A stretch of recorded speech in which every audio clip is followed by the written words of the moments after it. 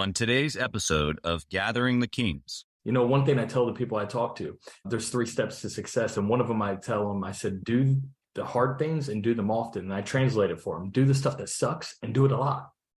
And a lot of people think, I get the response, Mitchell, what kind of life is that? Well, that's a life worth living. In my opinion, it's a life worth living because you're going to impact and cause that ripple effect for many, many generations. You are listening to Gathering the Kings with Chaz Wolfe, featuring fellow 7, 8, and even 9-figure business owners who have real battle scars from business and life, but have prevailed as the king that they are designed to be. We welcome high-performing entrepreneurs to the stage in order to reveal the real of the real on what it takes to build a successful business today. We dissect the good and bad decisions they've made along the way that give a true and accurate picture of the journey of success and how you too can get there. Through this dialogue, you will learn the value of growing your network and surrounding yourself with power players and kings like today's guest. Grab your pen and notebook because we're about to dive in. What's up, everybody? I'm Chaz Wolfe. This is Gathering the Kings podcast, and I'm your host. Today, I've got Mitchell Tucker here on the King stage, a man fit for a king because he's got a big old beard. My man, how you doing? I'm doing great, man. How are you?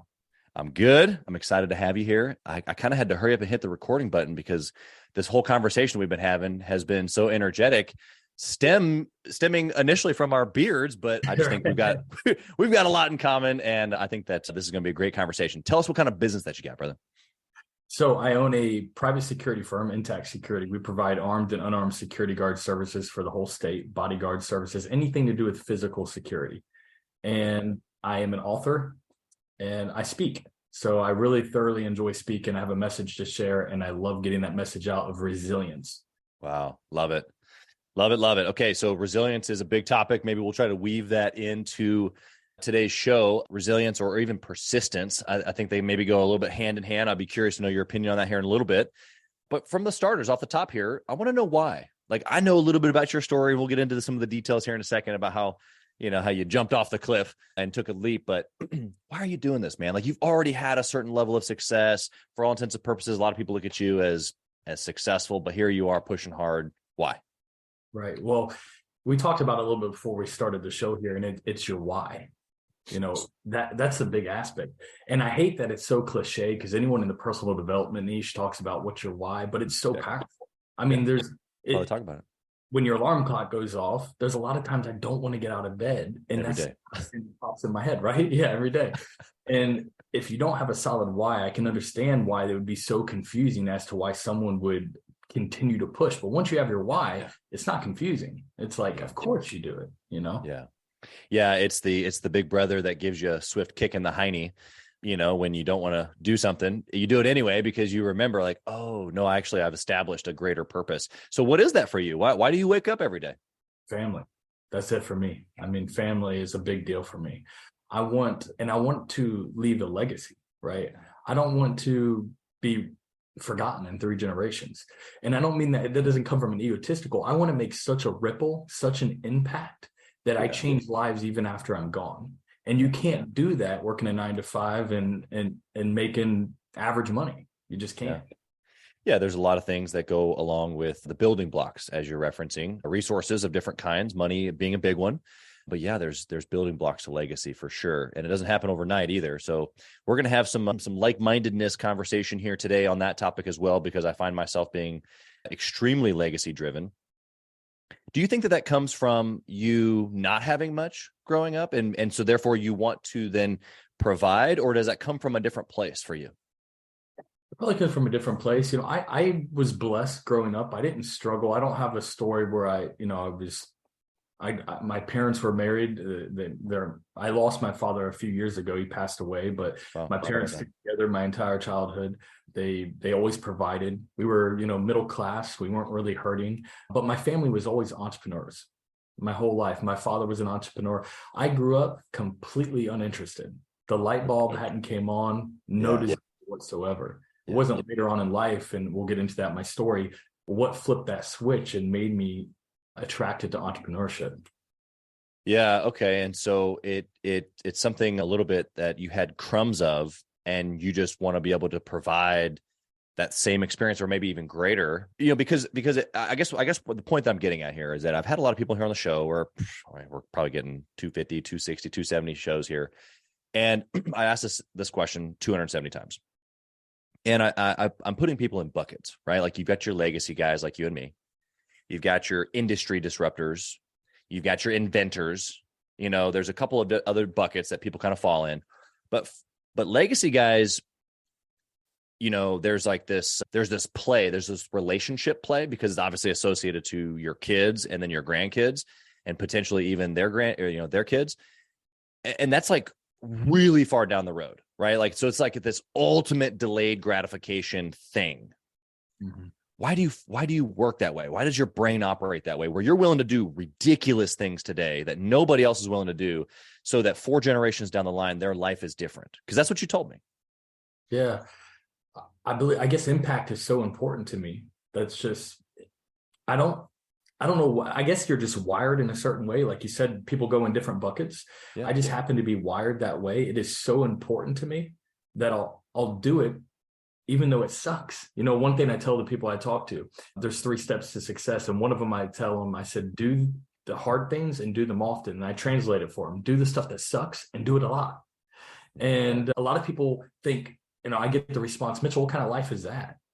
Well, that's a life worth living. In my opinion, it's a life worth living, because you're going to impact and cause that ripple effect for many, many generations. Yeah. And that's just so important to me. Yeah. What does it look like for your grandkids? Like, what does that impact practically? Like, what does that manifest itself as in their life that you're doing now? What does that look like, 30 years from now, 50 years from now? Right. Well, I think one of the issues with our society is people are so mentally weak, right? I don't want to just give generational wealth. I want that for my family. I do. Yeah, but I'm hoping to pass down generational mental resilience. That's my number one goal. If I can pass along the wealth, and obviously that is a goal of mine, that would be fantastic. But if I could pass down the mindset of a mentally resilient man or woman, that is vital. Because if you have that mentally resilient mind, if you can build mental fortitude, then they're going to be successful. They don't need my money. Right. Exactly. Yeah. I love that. Like-minded in that way as well. I'm trying to put my kids in situations, even now, at 9, almost 7 and 3 and 7 months. In 7 months, she's on the, she's got it easy for right now, but soon enough,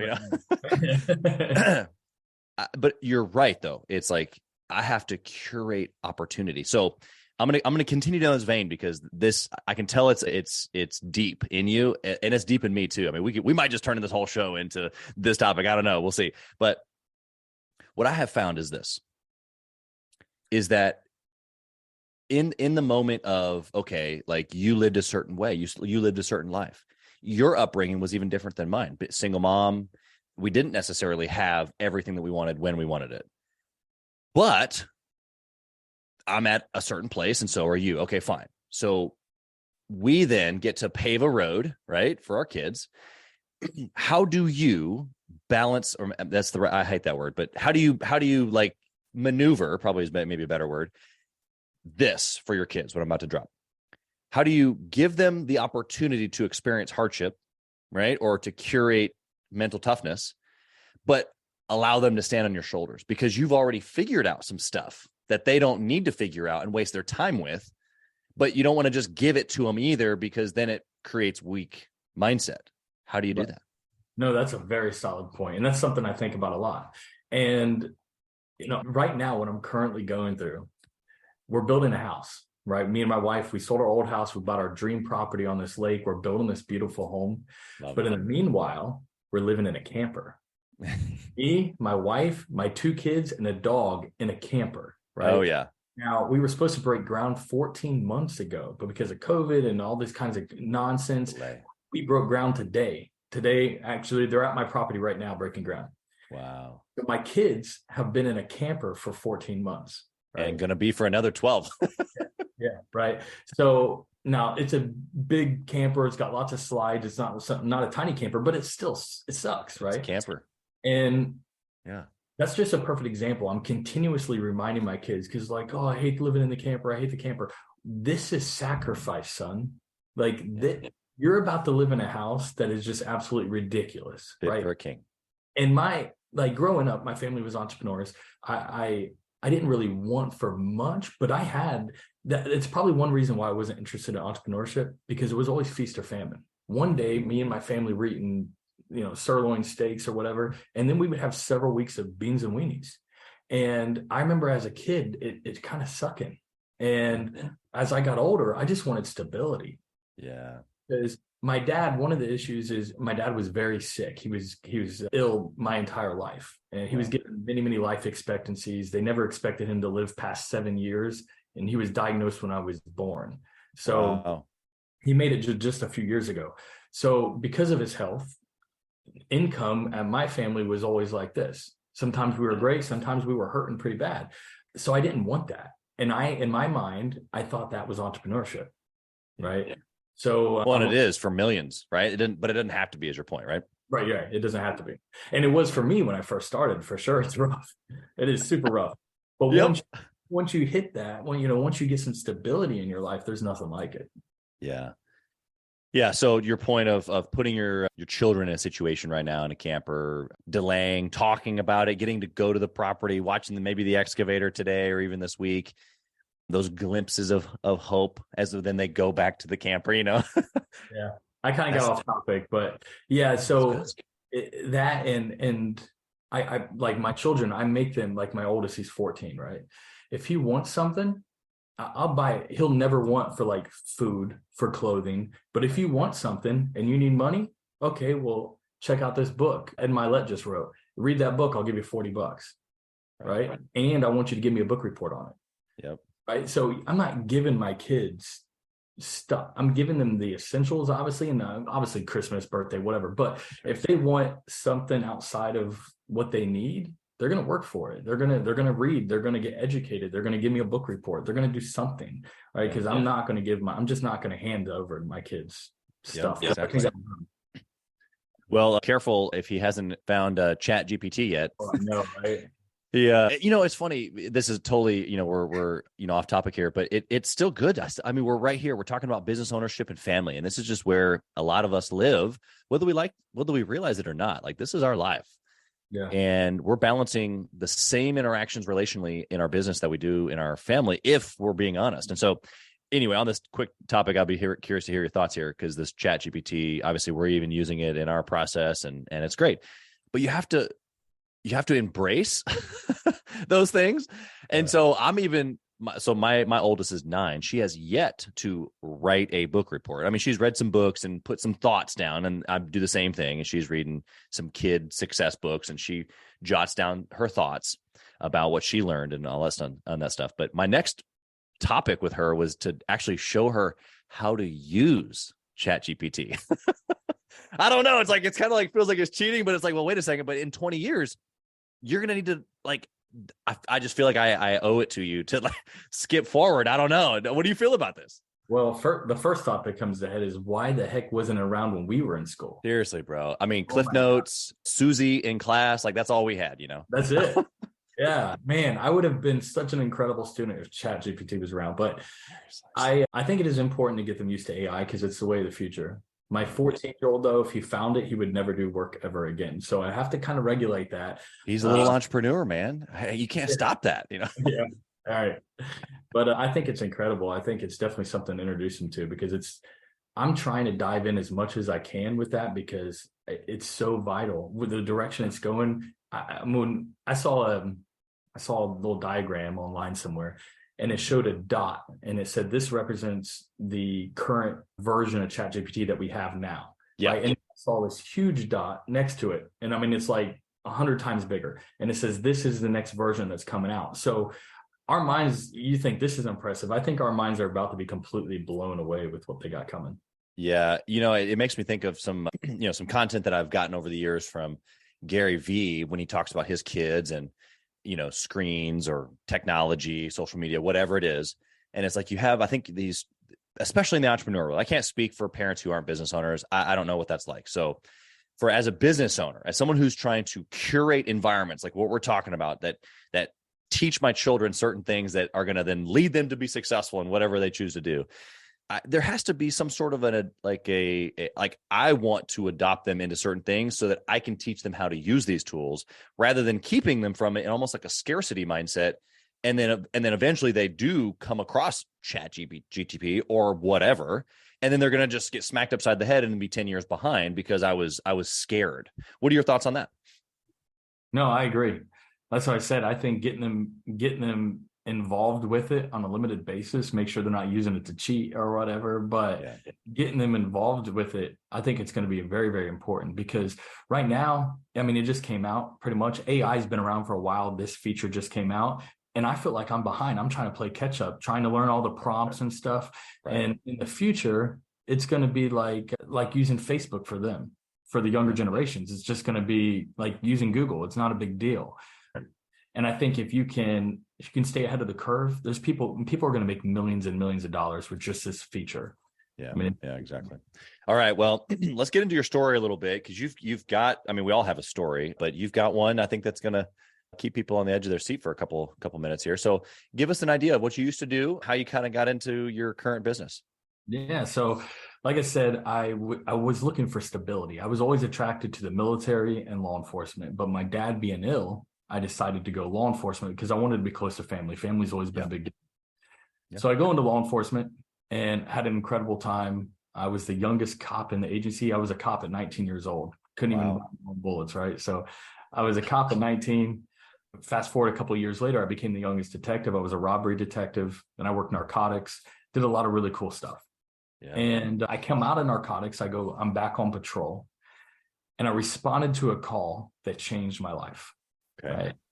Right. Now, just if we rewind just a little bit, remember I'm working narcotics. I'm doing kicking down doors with my team of guys, do some really, really cool, crazy stuff. Right now, I'm back in this monkey suit, and it's hot as heck outside. I'm sweating my butt off wearing this bulletproof vest, and I'm just not happy. Right. I had my home office before, and now I'm just not happy. I'm miserable. And I get this call. This lady calls in. She says, my husband's going out of town. I would like a deputy to come to my house and show me how I can make my house more secure so I can feel more comfortable while he's out of town. Now, do you think I wanted to respond to that call? Yeah, it sounds pretty low key, not a whole lot of action. Super boring. I'm like, you got to be freaking kidding me. I'm like day 3 back on the road. And I went on the road because it's the direction to get promoted, right? You can't. Anyways. Right. So playing the game. Call, and I'm shaking my head, just like, man, this just sucks. But when I show up with a smile on my face. Yes, ma'am. No, ma'am. This is what I would do. I would put this here. I would do this, whatever. Give her my recommendations. Okay. I was there 15 minutes tops. And she said something when I walked out is exactly what I needed to hear to flip the light bulb. She said, wow, the peace of mind you just gave me was worth every bit of $500. And to think the sheriff's office does this for free. And I was thinking to myself, that is almost a week's worth of pay as a cop. I was here 15 minutes. Yeah. Whoa, how can I do this off the clock? Yeah. So I get back in the car and I start looking for opportunities and Googling, and I'm all in, right? Because $500, that's a lot of money, right? Mm-hmm. And something very, very vital I like to bring up here. The opportunities didn't just start showing up. I just had a different lens to see them. That's right. Because when I had that shift in mentality, I started seeing opportunities left and right. I mean, they were just slapping me in the face everywhere. That's right. So fast forward a little bit, I come up with this device, and it's an alarm system. It doesn't use any wires or sensors. It's about this big. You plug it in, it protects your entire house in under 30 seconds. Every door, every window. It's pretty cool technology. It was initially developed by the military for their safe homes. And I basically took it, got it monitored, and turned it into a home security system. But I needed about $100,000 to make it work. And I was a cop. I didn't have $10,000, much less. Right? Yeah.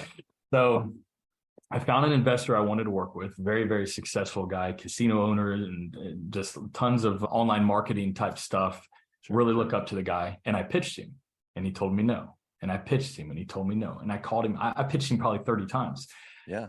And then he finally said, okay, Mitchell, send the product to this list of people. He gave me a list of 7 people. They were product testers and advisors. He said, if they all agree and give me the thumbs up, I'll invest.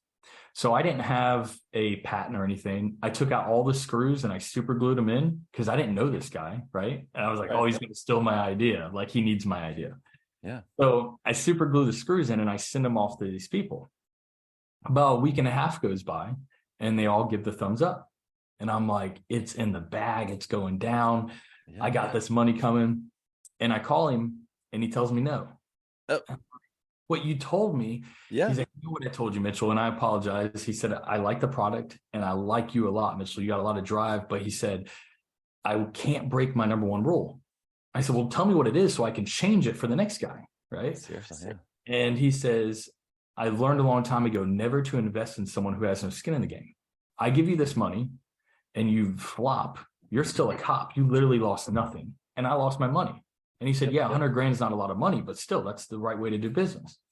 And I'm like, oh, man, I had no comeback. What do you say to that? Yeah, I had nothing. I'm like, you're right. You know, I got time into it, whatever. So I go home that night and I did not sleep. Like I just laid there and I had this thought, I'm going to quit my job. And then I'm going to call him after I quit. Yep. And, then he'll have to take me, right? So I lay in bed and I'm just like up all night. I got a couple hours of sleep, praying about it, thinking about it. My wife wakes up and I tell her I'm going to quit my job. And at first she's like, you're going to what? Yeah. Wait a second, champ. Yeah. But this is another thing I like to point out. She had that initial shock, but then she was quickly to say, okay, whatever you think is best, whatever you want. And the reason is, men, let me tell you something. She knows because I've instilled faith in her that I always provide. Yeah. If you tell me in order to pay my mortgage, I got to dig a trench from Central Florida to Georgia, I might not make it, but I'll start digging. Right. And because she knows that's who I am, she said, sure, because she knows that I would have made something happen. Totally. So I went to work and I gave my 2-week notice. Well, it's the policy of the sheriff's office. They let you go same day. Yeah. Yeah. They don't want you to take any information and so forth and so on. Right. So turn in my badge and, you know, I was a cop at 19. I was handing away my identity. That's what I did. And no badge. Are you kidding me? Like, I'm not a cop anymore. It was just a really bad feeling for me. Yeah. So I'm heading home in nothing but my pants because they took everything. And I called the guy and I say, hey, Ben, well, it's funny. He answered the phone. He says, yes, Mitchell. Because now he's getting. Yep. And I said, I want to. But he answered. Yeah, he answered. And I said, I want to let you know I quit my job. And he said, you what? And I said, well, you said I had no skin in the game. I have no way to prove to you that I'm serious. So I had to quit my job. And he's like, son of a bitch. I won't tell you exactly what he said, but he's like, dude. And he said, well, if you can sell me, you can sell an effing alarm system. So whatever. And he cut the check. Wow. And that was how I got into entrepreneurship. The security guard company was actually I was going to wear a security guard uniform and work little side gigs. And that was going to be my supplemental income until the alarm took off. Yeah. With entrepreneurship, you got to duck and dodge. You got to be able to take it as it comes, right? That's right. The security guard company exploded and became my main source of income. Wow. That's kind of how I transitioned into entrepreneurship. Well, I mean, bro, you took us left and took us right, even with just a couple minutes there. I knew it would be. Obviously, I read our notes before the show. I was excited. Bro, what can we deposit? What can you deposit in the entrepreneur listening right now? Of you just said, you know what? Okay, I'm done. I'm all in. That's a decision that you and I have not only made once, but again and again and again and again. And so even if they've made it once, what can you deposit in them right now? Like that, what is that juice? Because they're gonna have to keep doing it over and over. Right. Well, the initial is the hardest. And I tell you, I thought I was a cop at 19. I had no experience other than law enforcement. I could shoot, I could write reports. None of that really, I thought in my head, transferred over to entrepreneurship. So what am I going to do? I'm a cop. I'll always be a cop. I'm stuck. I felt that I had this mentality like I'm stuck. Right now, there may be someone listening who's a mechanic, a doctor, a nurse, a paramedic. They want to go into entrepreneurship and they say, all I know is this. That's not true. Right. And once you realize that a lot of the stuff that you do know does transfer to entrepreneurship, and if it doesn't, you can learn it. Right. Yeah. Once you make that initial leap, the second, the third, the fourth, it does get easier, but it's taking that initial leap. You have to do it, and you have to have the confidence in yourself to see it through. Yeah. You said something kind of referencing people who maybe haven't made that jump yet. And I think that's accurate.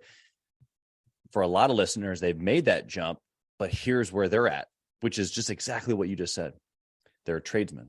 They're the individual, like they're the cop in their mind, but they're running a cop business. They're an electrician. They're a marketing guy. They're a website builder. They're a fill in the blank. They're a concrete guy. But what they don't believe that they are is a businessman or an entrepreneur, right? It's the same exact thing that you're talking about. It's like, no, actually those things translate. Yeah. You've been providing a service. You already left the job. You made it a big deal. You're starting to do your own thing now. Maybe even got a guy or two on your team or a couple gals or whatever. And it's like, look, the next level of running a business, building a team, like doing the business thing, you're going to have to come out of the cop hat, but you still take some of those things with you. It's still, and even if it doesn't translate, guess what? Mitchell says we can learn it. Right, that's it. Give us a couple practicals on how have you learned the business side? I mean, obviously there's a couple of super easy things, but what have you done? Well, this is vital here. I don't know everything about this business, right? We do a lot in revenue every year. And if it was solely up to me, this thing would probably crash and burn, right? I can't do it all myself, and I don't want to. I have no desire to, right? You tell me I have to deal with all the taxes and all that crap, it's going to get messed up, right? I don't want it. So I have someone else that does that, right? So you have to, you have to first identify where you're weak and where you're strong, right? Take those weak points and find people that are better at it than you, and then put them into place. And then once you get that smooth, then you take the stuff that you're good at, but you don't want to do, and you get someone for that job. And then you take the stuff that you're good at and you like to do, and you get someone for that job so you can go out and do the next thing in life. But it's that transition of getting people, because I was the same way. I wanted everything. I had to take control of everything. And your business will stay small, and your impact is going to be very, very, very small if you try and run the whole show. You got to put people in play. I mean, I couldn't help but use this play on words here with it, securing a home or even an event or someone that you're providing security services to. Yeah. Isn't that what you do first? You look for the weak points, right? The entry points. You look for what's easiest, you secure those, and then you look for, the hard, this is how you do security. Also, it's how you build a business. Right. It's hard for people to kind of follow along that line sometimes because we get stuck. We get stuck with just doing the same thing over and over and over. Getting around other individuals, listening to a podcast, joining a mastermind, paying for a coach, going to an event, like whatever, all those things, some of those things that I'm sure both of you and I have done. YouTube, there's freaking YouTube, man, whether you're watching this on YouTube or you're just searching for how to, come on, like it's all there, right? And soon to be on ChatGPT. Right. ChatGPT knows, I guarantee it. Exactly. So, all right, well, let's get into some practicals here. You've had a lot of experience, and even in a short time, I want to know of a good decision that you made in the business that you can share. You can look back and go, okay, this is the one, and that led us to I do that one over and over again. Yeah. So the biggest decision that I've made that grew the company, it kind of goes back to what we just said, is putting people in place. Okay. I hired a supervisor. He's our lieutenant now, or of this area, right? And because we got to a point where we were like this, we weren't growing because we had so many employees that I'm trying to keep track of all the employees. Someone's grandma died for the 5th time, right? Someone got COVID for the 80th time, and they're, whatever. And they're calling out. The customers aren't happy. So I'm dealing with the customers. I'm dealing with employees, and I'm spread so thin that I'm not doing what I'm good at, which is getting more business. Right. That's what I'm strong at. I enjoy negotiating. I enjoy marketing. I enjoy speaking to the customers, and I can't do it because the business has got me going everywhere. That's right. So we hired a lieutenant, which was very scary because this is back a little bit, and his salary was basically the profit. I mean, that's good. Yeah. So it's like, I'm going back in my head. I'm like, if I hire this guy, like there is no profit margin. If something bad happens, we're going to be in big trouble. Yep. And, but we did it. And what we saw was as soon as we hired him and my phone stopped ringing with employees and complaints and issues, and I would just show up to work every day and focus on making money, the business went just like that. And so it's kind of two parts there, taking a little bit of a leap of faith when you have to. That's right. An educated leap of faith, right? Calculated. And then also putting the people in place to do the stuff that you don't necessarily need to be doing. Yeah. Yeah. Wow. I hope that the listeners taking notes, not even just paying attention, but taking notes. I've heard, this general circumstance said time and time again, but to reiterate the points that you've made here for the listener is that you noticed a stall, number one.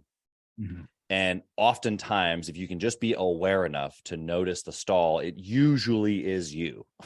Right. Yeah. You are the bottleneck, my friend. I promise. And so figure out how to undo the bottleneck. And that's tough sometimes because as business owners, we're capable. We're extremely capable, actually, a lot of times. And so hiring someone else to do the thing that we're probably already doing feels weird, right. But for you. And then on top of that, the second layer is then the faith aspect of going, well, if something doesn't go right here, this is not good. But the simplicity of it, think about what you just said. So here's this for the listener. He said, I had all these tasks that were keeping me from getting more business, AKA the stall. Okay. So if I hire somebody to take these tasks, what does that do? It frees up my time to go get more business. So I should be able to cover 3 times, 4 times over what this is going to cost, as long as you're betting on yourself. Once again, this is going all in. Again, you did it again. Here you are. Yeah. You gotta have the self-confidence to make it happen, for sure. Absolutely. Okay. What about a bad choice? What'd you do that just don't want to repeat it and we can learn from? Bad choices are what stepping stones towards success, right? And I didn't that's right away. So I got quite a few stepping stones here, but the number one that I think holds up a lot of people was what other people think. When I left law enforcement, I had my best friend call me up. He said, Mitchell, what are you doing? You've been a cop 12 years. You only need a few more years. You get a full retirement. Dude, you can do that after you retire. You'll still be young. You got in at 19. You have plenty of time to start your own security thing and be an entrepreneur. Dude, you're an idiot. What about insurance? What about your, blah, blah, blah, blah. You got to think about your family. That's right. And you were. Yeah. Yeah. A lot of people don't realize that. Yeah, I was thinking about my family, and just with a different mentality. And it held me back a lot. For an example, and it's funny to say this now because it's just not me, but looking back, when I quit my job and I started my own business, I didn't even want to post on social media about my own business because I'm like, what are people going to think? They're going to think I'm a loser. Oh, everyone's an entrepreneur nowadays. I was worried about what other people thought, which is so ridiculous. Yeah. And that holds back so many people. I think that's like one of the biggest hurdles for most people.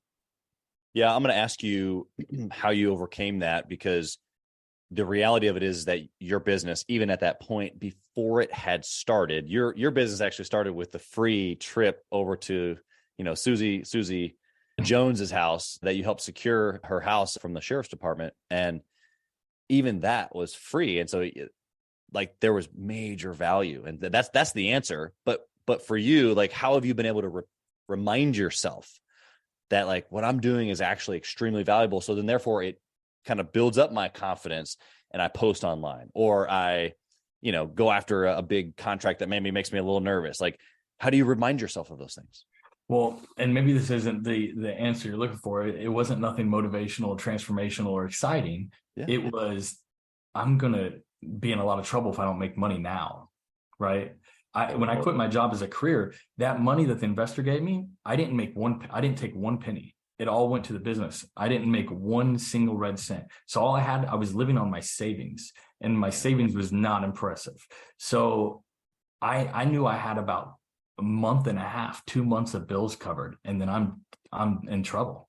So I pondered the idea of what are people going to think and stuff like that for a very short time. But then it got down to the fact of, I don't have time to worry about that, because if not, I'm going to lose my house. Right. So I think, and time again, I perform the best when my back's against the wall. And it's and I think Grant Cardone, I think it's him who says it. If you want to continue to make money and be successful, you got to make yourself broke. Right. And it's an interesting concept. I don't know if he means it completely the way it's said, but you have to put yourself against the wall in order to make it happen sometimes. Yeah. He means it exactly as you took it, which is you put yourself against the wall, take your money, put it into an asset, get rid of it. Right. Force yourself to go drum up the business. Don't get soft sitting on 100,000, million, 5 million, go put it to use and then go use those skill sets. So you took it the right way. You're right. Those moments that we have to keep ourselves hungry is probably the bigger topic here. And then eventually it becomes more purpose driven, your family legacy. But right on, spot on the money early on. It's about survival. And how can you, and that's actually the exact depiction that I wanted to give to the listener, because everybody can relate to that, going like, well, if I have no money and my family's at home and the mortgage is due, I'm willing to do anything. Right. Dig a ditch to Georgia, whatever. Like, you fill in the blank for me. I'll do it because it's my family. Right. Yeah. And so when you can hold on to like that feeling and going like, oh yeah, I agree with you, Chaz. I agree with you, Mitchell. But later on down the road, when you got a little bit of money, when you got a little bit of, that's harder to hold on to it, going like, well, I'm willing to do this or willing to do that. And so obviously, a cheat code to what you just said is invest and get rid of it. But it's still the same mindset. You got to be able to remind yourself, of the next level and why you want to do it and put your back against the wall. So thank you for that. Yeah, an example of what we just did, actually just 3 weeks ago, we opened up a second location in Tampa. We got an office and everything. I got a whole office down there that's completely empty. I'm paying on it. I don't have one customer in that area. Yeah, not yet. But I'm going to. Yep. I'm going to have a lot of them, right? And but nice. Now I got this in the back of my head, man. You're paying. You got a light bill. You got bills down there. Make it happen. That's just another way to do it. Once you've seen success, is to push yourself and open up another location or whatever it may be. Yeah, exactly. Yeah, there's a lot of times where we do those moves, and later down the line we look and we go, "Wow, I was really glad I did that." And I've made a few of those where you're like, maybe that was a little bit, but even still, like, you're pushing so hard because of that mindset. Like, I can think of, I in my 20s, I went from 0 to 7 edible arrangements franchises within 4 years, 65 employees, millions in sales. I had no understanding of business before that. In fact, I asked the business broker if he could help me understand the P&L. He was like, yeah. Let's sit down and do that, please. Like, I should help you. Right. So the point being, though, is that I look back and I'm like, I had to close one of them because that was a bad choice. A couple $100,000 just gone. Wife told me not to, but regardless, I was pushing so hard on all these angles. It's like, would I go back and do the exact way? Well, maybe make a couple of adjustments, but I would push just as hard. And that's the point that we're talking about, right? Right. Absolutely. Yeah. All right. I want to go over to the speed round here. I want to ask you some questions from a different angle. In your business, you obviously got a couple different, offers and stuff that you have, but the reality of it is that there's measurable, trackable KPIs. If you can only pick one of them, what is it? Out of all the services I provide? Yeah, just your entire business, all the things that are flowing in, you can track one thing. What is it? Probably our unarmed security guard services. Okay. What inside of that? What's the KPI? Is it number of clients? Is it renewals? Like what are you tracking? What are you thinking about? Yeah. So the cool thing about the industry is you don't have to have a ton of clients to see a lot of success because it's such a high ticket item. Oh, right? Sure. Yeah. So you have a contract where it requires, 5 officers 24/7. That is a pretty substantial contract. So you don't need a lot of contracts. But once you get a good foundation, like you said, the renewals, the getting the customer service and building relationships with them so that they re-sign year after year, then it just becomes a building block and it continues to grow as long as you're keeping the customer happy. Yeah. That client experience speaks to most businesses. And I think that it's probably underrated as far as like the focus. Like if your focus is the client experience, usually the rest kind of figures itself out. Now, coming from sales guys, you already said you're a sales guy. Decades of experience. It's like you still got to go, still got to find new clients and still got to fill the pipeline. You got to do all those things. But, that client experience will prove that you have a good business. Would you like to add anything to that? Yeah, my goal with them is to have them, we have such a tight relationship to where it's like a hey bro kind of relationship, like a friendship. Because if you can do that, then the odds of them canceling or getting rid of your service are almost depleted, as long as you're providing a good service. Yeah, exactly. And I think, to just translate that, for the listener in business, I have the same language. Like immediately I'm like, my bearded brother from another mother. Like it's not that I need you to be my friend, although I have built some incredible friendships through stuff like this. Right. But when you come with like a genuine approach of like, I want to serve you, I want to do what's right, add value, even in a situation like this where we're just talking on a podcast, let alone if we're in a contract and I'm actually like paid to bring value. Like if you just deliver on just a high level, it's going to automatically go there because the cup overfloweth, their cup from you filling it up. They're going to be like, wow, dude. Like, and it immediately turns into bro or this friendship or this, another level of relationship because you've done what you said you were going to do plus. You know what I mean? Right. Yeah, absolutely. Good stuff, man. Okay. So what about a book or a resource that you've used to grow? What do you like? Well, can I do a shameless plug here? Yeah, come on now. So I wrote this book, Mentally Tough in Society. Love it. I'm working on my second book called The Peaceful Savage. And that one, I really, really want to get it in the hands of people. So I'll be releasing it here within the next month or so. You can find out more information, psoath.com, peacefulsavageoath.com. But as far as books go, so I'm obsessed with books and I hate reading, right? Funny. Amen. But I cannot stand reading, but I make myself do at least minimal one book a month. Now, if I come across a book that really intrigues me, I might do 2 or 3 a month, but I make myself, that's the minimal, one book a month. And there's been so many incredible books. I'm trying to think of one off the top of my head right now, and I can't think of the name of it, but it's Alter Ego. Okay. So it's not a book that's really talked about a lot, and I can't think of the author's name right now. Okay, we'll find it. But Google it. That book right there is incredible. I've read a lot of books, and that book right there really, really helped me a lot. Okay, awesome. Yeah, well, and to just take 2 seconds on your shameless plug. First off, Peaceful Savage sounds like, I don't know, like I just like awakened like everything inside of me of like, yes, So anyway, I just appreciate the fact that you've already done this. The one book that you've written, of course, we'll put that in the show notes, that you're working on another one. That inspires me, man. I know I got a couple books in me, and that just hasn't happened yet. So you're already, even just by mentioning your books, that in itself is a resource for people to go, dang, if he can do it, I can do it. That's it. Yeah. It's just the way an entrepreneur goes. And especially if I can get a transferred piece of courage, which is just what you gave me as well. So I appreciate that. I got a question for you about family. We talked about this briefly before we hit the recording button. So I'm curious, and we might stay here for a minute, especially given our legacy conversation earlier. But as a business owner, I already mentioned I hate the word balance. I think it's ridiculous.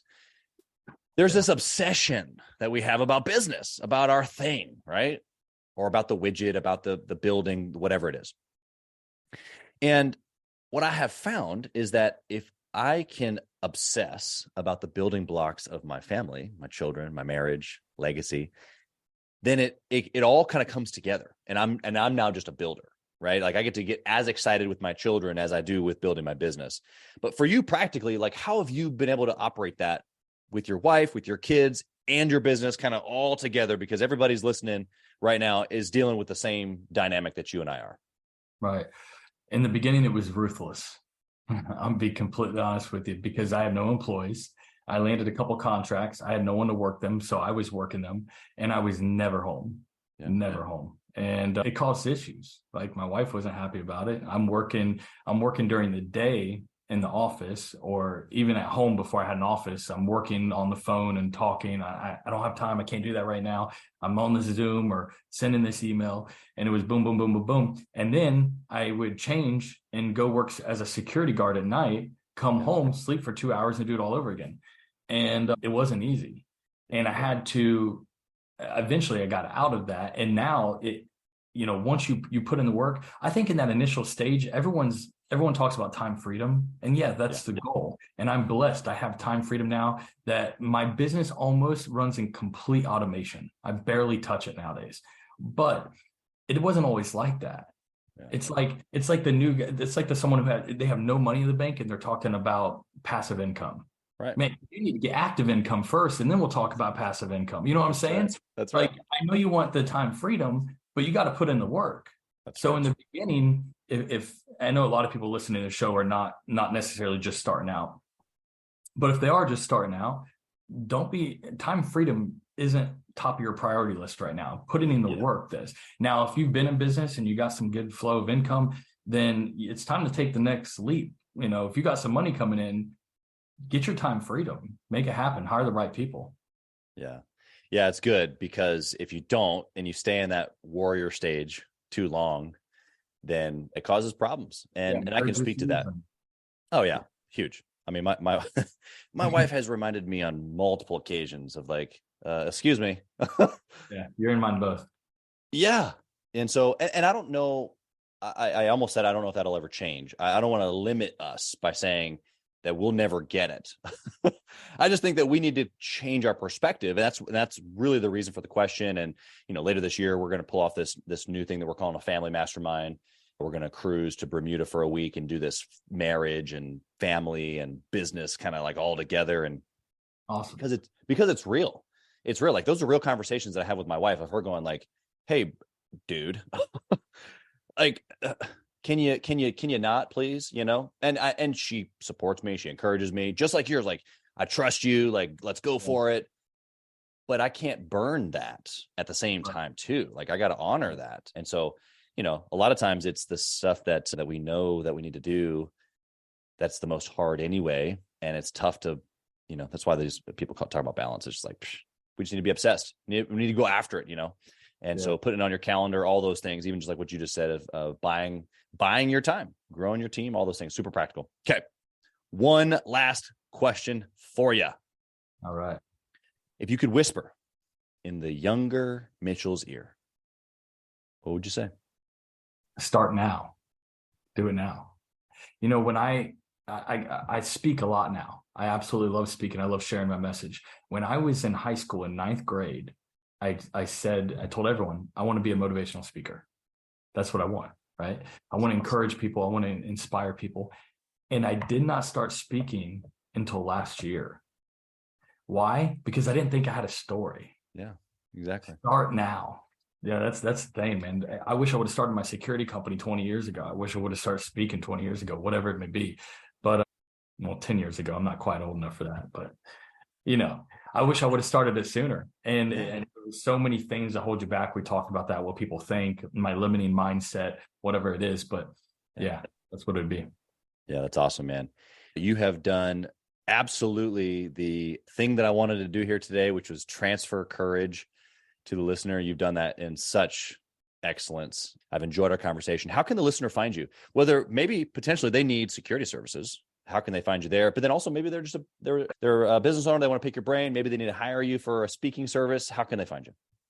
Yeah. So for my security company is N-TACT That's the letter N is in November, TACT security.com. We cover the entire state of Florida. And then our executive protection stuff, our bodyguard stuff, we go anywhere in the world. As far as contacting me directly, I'm on social media, Mitchell R. Tucker, or my website is mitchellrtucker.com. If you're interested in hearing about the book, Peaceful Savage, there's a 1-minute oath, psoath.com. You listen to the oath. If you vibe with it, if you align with what the oath is, then you can actually sign your name. Your name will be listed along with hundreds of other people who already signed the oath. And then the book is released, we'll notify you. That's awesome. Yeah.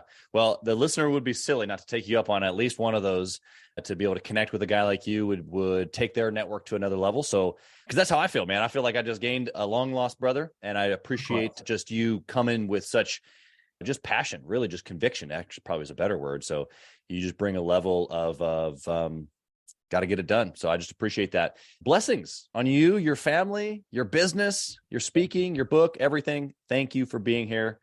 We appreciate it. Awesome. Thank you, brother. Thank you for listening to Gathering the Kings today. I hope that you were able to pull out a few nuggets to go apply into your business right away. More importantly, though, I hope that you're realizing that it takes more to be successful than just being by yourself, doing it all on your own, carrying the weight all by yourself. What I have realized, not only in my own journey from multiple businesses and multiple different industries, and now interviewing literally over 200 or 300 other very successful 7, 8, and 9-figure business owners, is that it's tough to do it alone. And so Gathering the Kings literally exists to bring together successful entrepreneurs. In fact, we are putting together 1,000 kings, specifically who are grateful but not done. We're intentionally assembling kings who fight tooth and nail for their business, family, and communities. And here's what we believe, that in the pursuit of excellence in those areas, that it ignites within us the responsibility to govern power and forge a lasting legacy. So if that relates and resonates with you, and you know that you need people around you, sharp, qualified, other very successful business owners, I want you to go to gatheringthekings.com. I want you to take a look at what we're doing and see if it makes sense for you to be part of our pursuit to 1,000 kings. Talk soon.